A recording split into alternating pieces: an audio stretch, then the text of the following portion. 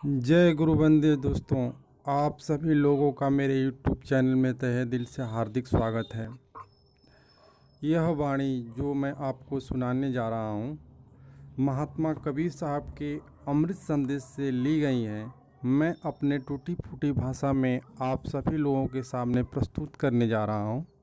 इसमें जो त्रुटियाँ पाई जाएं मुझे अपना एक तुच्छ दास समझ के क्षमा कीजिएगा। जय गुरु बंदे। सुख की खोज आज से नहीं बहुत पुरानी है। युग युगांतर से सुख को खोजा जा रहा है, परंतु यथार्थ सुख कहीं नहीं मिल पाता। यह सुख पाने की समस्या किसी एक की नहीं अपितु सबकी है।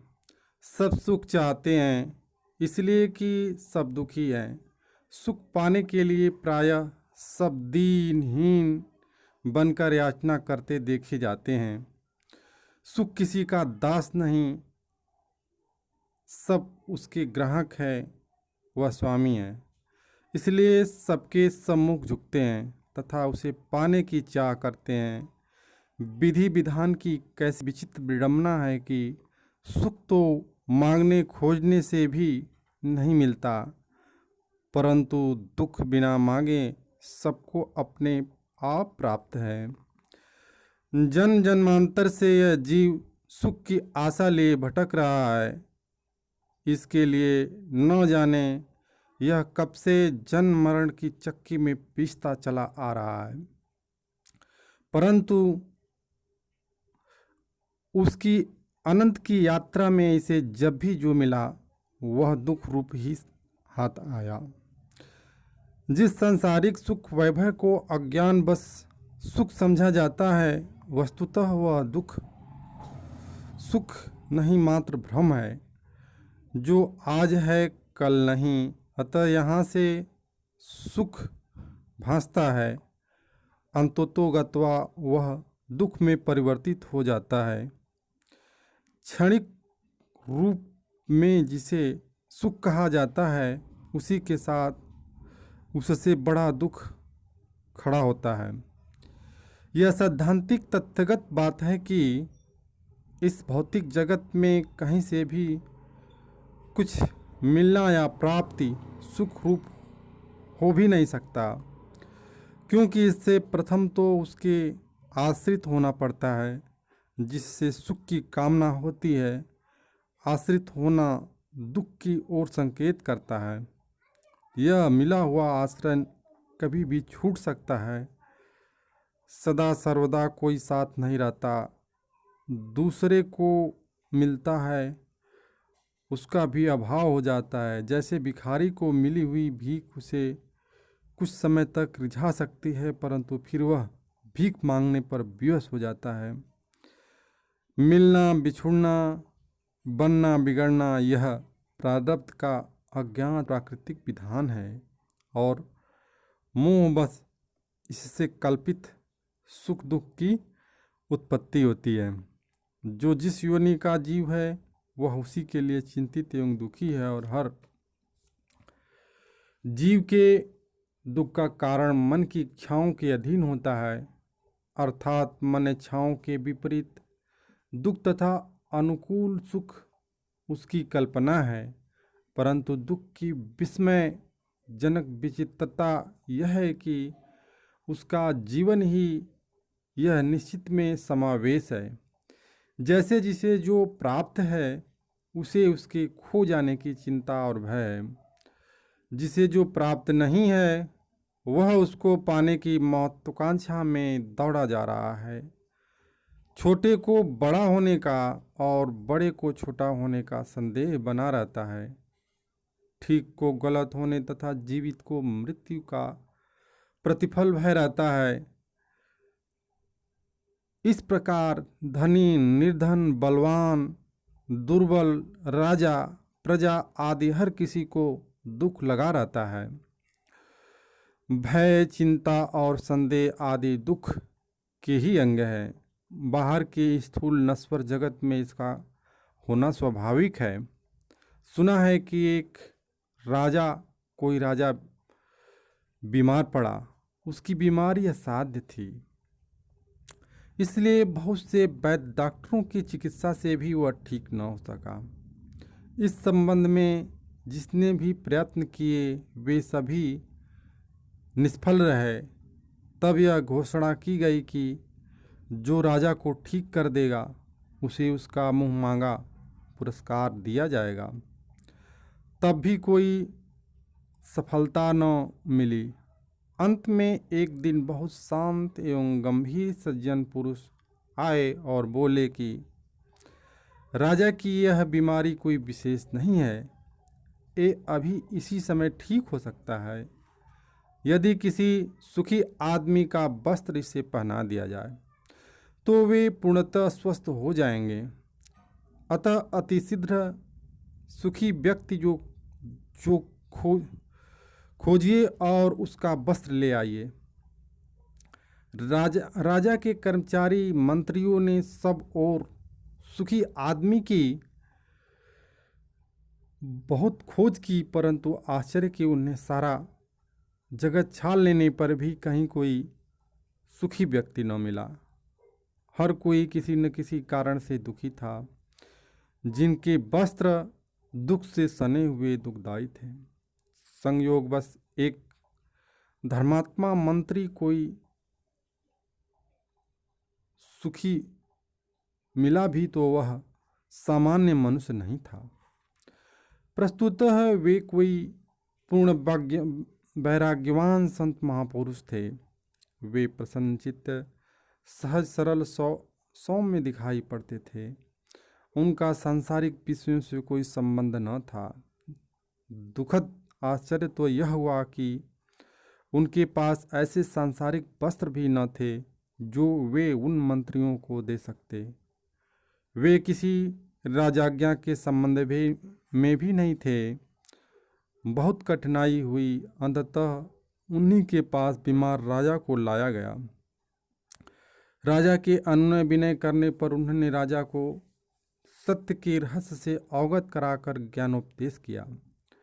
उन्होंने राजा को समझाते हुए कहा कि संसार तथा अपना शरीर ये नाशवान है, अतः इसका मोह न करो। समस्त विषय भोग जीव को नरकगामी बनाते हैं, जिनकी लालसा में पड़कर जीव दुखी रहता है। अपने अमरत्व चैतन्य सुख स्वरूप को भूलकर यह जीव आवागमन के चक्कर में पड़ा रहता है। अतः सांसारिक वासना की प्रवृत्ति का त्याग कर निवृत्त की साधना पथ पर चलो। उनके दर्शन एवं सदुपदेश से राजा को अपने भीतर परम सुख शांति का आभास हुआ। घटना यह सत्य अथवा काल्पनिक कैसी भी क्यों न हो, परंतु दुख सुख के उदाहरण स्वरूप सबके लिए शिक्षाप्रद अवश्य है। प्रस्तुतः प्रकरण में कबीर साहब ने जीव के दुख की विवेचना करते हुए कहा है कि यह जीव जन्म काल से ही दुखी एवं अशांत रहता है। इस संसार में यदि किसी सुखी व्यक्ति की खोज की जाए तो मिलना सहज नहीं है। जिसके सम्मुख अपने एक दुख का रोना रोते हैं, वह अपने अनेक दुखों का वर्णन करता है। राजा महाराजा दीन अमीर आदि सब अपने कारणों से दुखी एवं त्रस्त हैं। यदि कोई सुखी व्यक्ति है तो वह है जिसके अपने मन को बस में कर लिया है। धन संपत्ति भाव अभाव में हंसना रोना उचित नहीं। द्वंद्व स्थिति के भय मोह से मुक्त होना चाहिए। वास्तविक सुख संपत्ति तो अपने भीतर की अंतर्यामी परमात्मा राम की प्राप्ति साक्षात्कार की है, जो कि भक्ति साधना के द्वारा संयमित जीवन में उपलब्ध होती है। उससे सर्व सुखों के संकट कट जाते हैं और यह जीव सदा सुखी हो जाता है। जा दिन से जीव जन्मिया कबहु न पाया सुख। कबहु न पाया सुख। डाले डाले मैं फिरा, पाते पाते दुख। बड़ा ही दुखद आश्चर्य है कि जिस दिन से इस जीव ने जन्म लिया कभी भी सुख नहीं पाया। संसार रूपी वृक्ष की डाल डाल एवं पात पात पर मैं फिरा हूँ, पूर्णतः निरक्षर कर लिया है। यहाँ सब और दुख ही दुख है। किसी न किसी कारण से विविध तापों से सब फंसे दुखी दिखाई पड़ते हैं। कबीर सुख को जाया था, बीच में मिल गया दुख।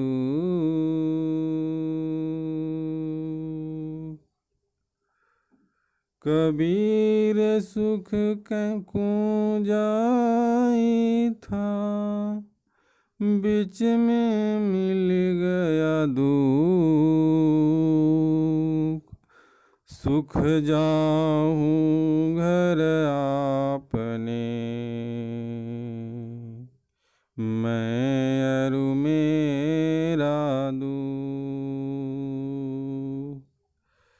मैं अरु मेरा दुख। कबीर साहब कहते हैं कि सामान्य जीव मनुष्य सुख भोग के लिए जा रहा था, परंतु उसे बीच में ही अपना कल्याण रूपी विरह दुख मिल गया। तब उस कल्याचुक मनुष्य ने कहा, हे विषय सुख, तुम अपने घर वापस जाओ। मैं और मेरा विरह रूपी दुख दोनों का संग ही सर्वोत्तम है। सुखिया ढूंढत मैं फिरूं, सुखिया मिले न को।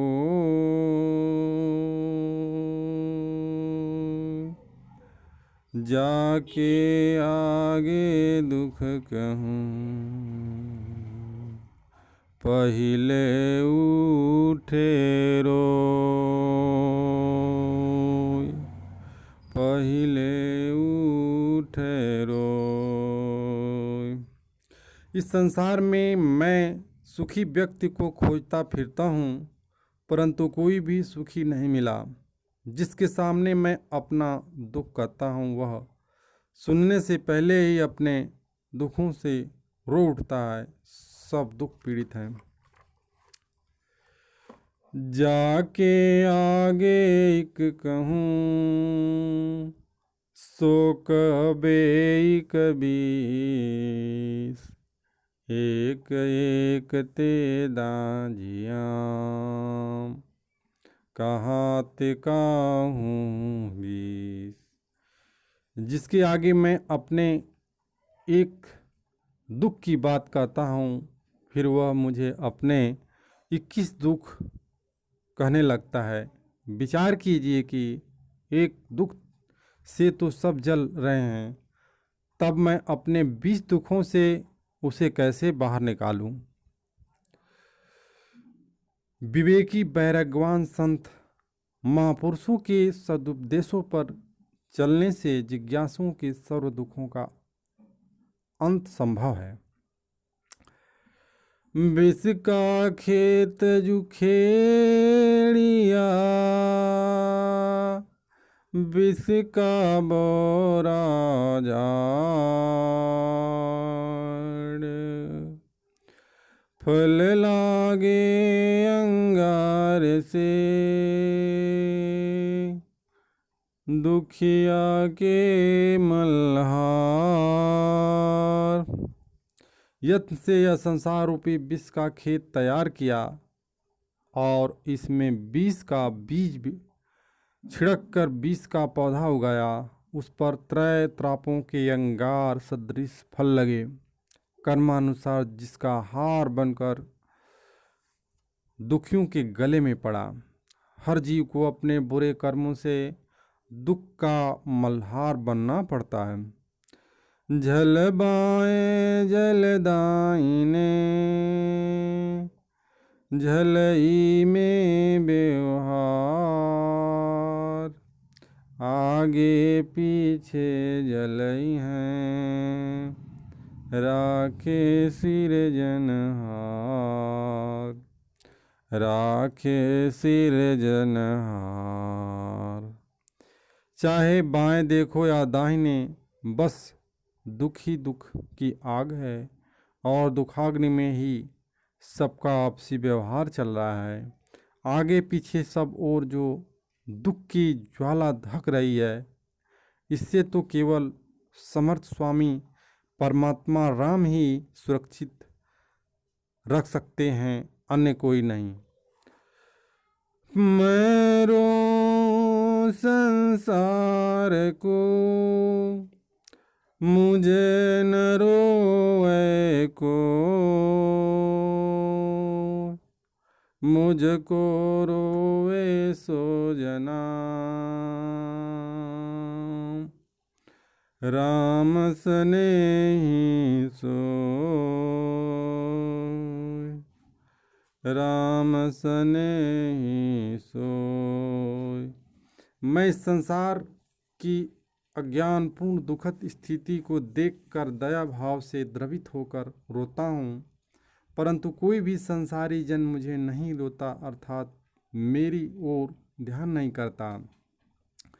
भव दुखों को काटने वाले अंतर्यामी परमात्मा राम का जो प्रेमी भक्त होगा, वही मुझे यथार्थ में समझकर मेरे लिए रोता है। शंख समुदा बिछुरा, लोग के बाजन, प्रीतम आपन कारणे, घर घर दाह दयन, घर घर दाह दयन।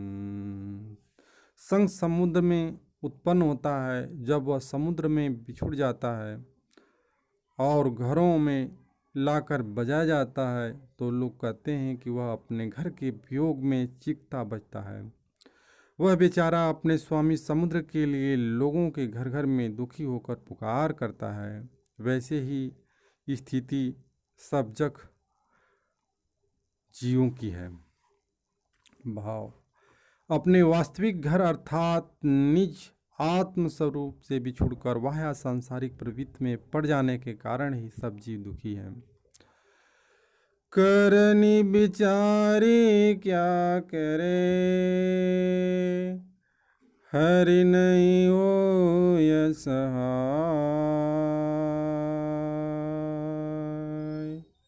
हरि नहीं हो सहाय।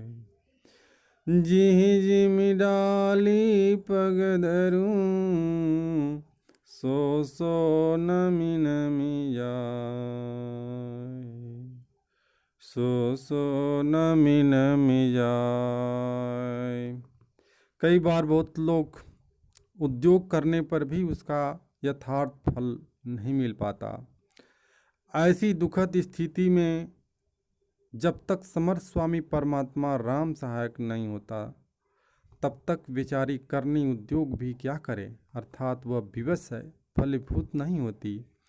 संसार रूपी वृक्ष की जिस जिस कर्म शाखा पर पांव धरता हूँ, झुक झुक जाती है, सब निष्फल हो जाता है। सात द्वीप नौ खंड में, तीन लोक ब्रह्मांड, कह कबीर सबको लगे, देह धरे का दंड, कह कबीर सबको लगे, देह धरे का दंड। कबीर साहब कहते हैं कि 7 द्वीप 9 खंड और 3 लोक ब्रह्मांड में देह धारण करने का दंड है प्रारब्ध भोग। सबको अपने अपने कर्मानुसार भोगना ही पड़ता है। देह धर का दंड है, सब काहू को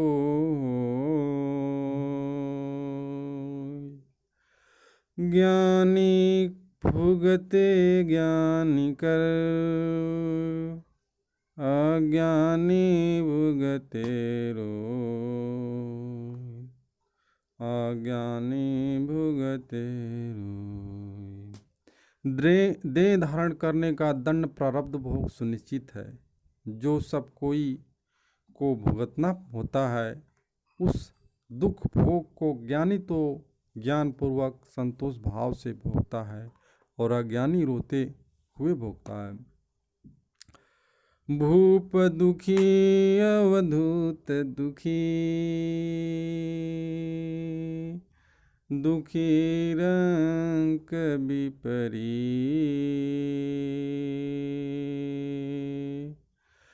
कहे कबीर सब दुखी, दुखी संत मन जीत, दुखी संत मन जीत। इस जगत में राजा दुखी है और अवधूत सन्यासी भी दुखी है। दरिद्र दुखी है और इसके विपरीत धनी वे सब भी दुखी हैं। कबीर साहब कहते हैं कि ये सभी दुखी हैं, केवल वही पवित्र हृदय वाले संत महापुरुष सुखी हैं। उन्होंने अपने मन को जीत लिया है। वासर सुख निदरन सुख, न सुख धूप न छां, कै सुख शरण राम के, कै सुख संतो माम। इस संसार में न तो कहीं दिन में सुख है न रात में है, और न सुख धूप में है न छाँव में है। हर वातावरण में दुखी दुख है। सुख का या तो परमात्मा राम की शरण आत्म साक्षात्कार में है या संतों के सत्संग में, और कहीं नहीं। स्वर्ग मृत्यु पाताल में, पूर तीन सुख नाहीं,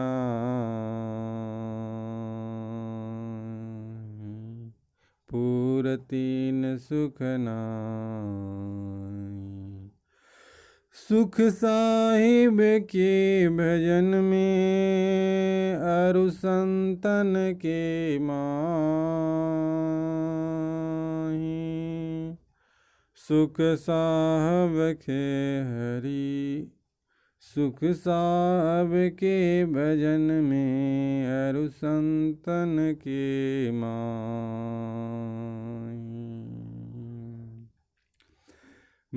स्वर्ग मृत्यु और पाताल इन तीनों ही पुरलोक में कहीं भी सुख नहीं है। ये सब प्रारब्ध भोग के लिए हैं।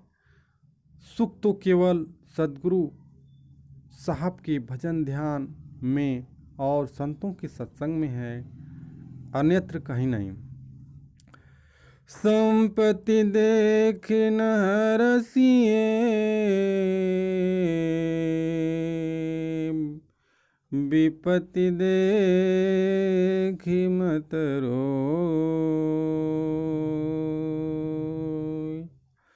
संपत्ति देख न हरसिए, विपत देखी मत रोय। संपत्ति है तां विपत्ति है, करता करे सो होय। मिली हुई संपत्ति को देखकर कभी भी हर्षोल्लास मत करो और विपत्ति को देखकर मत रो, क्योंकि यह रहस्यमय परंतु संपूर्ण बात है कि जहाँ विपत्ति है वहाँ जहाँ संपत्ति है वहाँ विपत्ति का होना भी स्वाभाविक है। यह विधि विधान प्रारब्ध का खेल है। जैसा वह करता है सो ठीक होता है। जैसे जहाँ जल होता है वहाँ कीचड़ का होना भी स्वाभाविक है, वैसे ही जहाँ सुख होता है वहाँ दुख का होना भी सुनिश्चित है। अतः प्रत्येक स्थिति में समत्व भाव में रहना चाहिए। संपत्ति तो हरि मिलन है, विपत्ति युग राम वियोग, विपत्ति जो राम वियोग। संपत्ति विपत्ति राम कहूँ, आन कहें सब लोग, आन कहें सब लोग। हे जिज्ञासु जनों, सच्चा सुख प्रदान करने वाली वास्तविक संपत्ति तो हरि दर्शन परमात्मा साक्षात्कार है, और उस परमात्मा राम का वियोग ही महान विपत्ति जो कि दुखप्रद है। अज्ञानी लोग अन्य चाहे कुछ कहें, परंतु तुम संपत्ति विपत्ति की दोनों स्थितियों में राम नाम का ध्यान स्मरण करो। लक्ष्मी कै मैं नित नवी, जिसकी न पूरी आस। कीते सिंहासन चढ़ी चले, कितने गए निराश, कितने गए निराश। धन रूपिणी लक्ष्मी जी कहती हैं, मैं नित्य नई हूँ, मैंने जिसकी आशा पूरी नहीं की, अर्थात सबकी आशा पूरी की। नमस्कार दोस्तों, आप सभी लोगों का मेरे YouTube चैनल में तहे दिल से हार्दिक स्वागत है। लाइक, सब्सक्राइब तथा बेल आइकन को प्रेस करना न भूलें। सबसे पहले परम संत स्वामी जय गुरुबंदे जी महाराज के आध्यात्मिक सत्संग व भजन की वीडियो की नोटिफिकेशन की जानकारी के लिए, और मालिक के सेवा का फल प्राप्त करना न भूलें। इनके YouTube वीडियोज लिंक को व्हाट्सएप, ट्विटर, टेलीग्राम, फेसबुक पर शेयर करके मालिक के संदेश को पूरे विश्व में जन जन के कानों तक पहुंचाने के लिए, जिसको सुनकर लोगों के दिल में प्रभु परमात्मा को प्राप्त करने की चाह पैदा होगी, और मालिक की कृपा से उस अविनाशी परमात्मा को जीते जी भजन करके प्राप्त कर सकेंगे, जिनको प्राप्त करने के बाद पुनः जन्म मरण 84 के चक्कर से छुटकारा प्राप्त हो जाएगा, जिनको पाने के बाद कुछ भी शेष नहीं रह जाता है। जय गुरुबंदे साहेब सबका।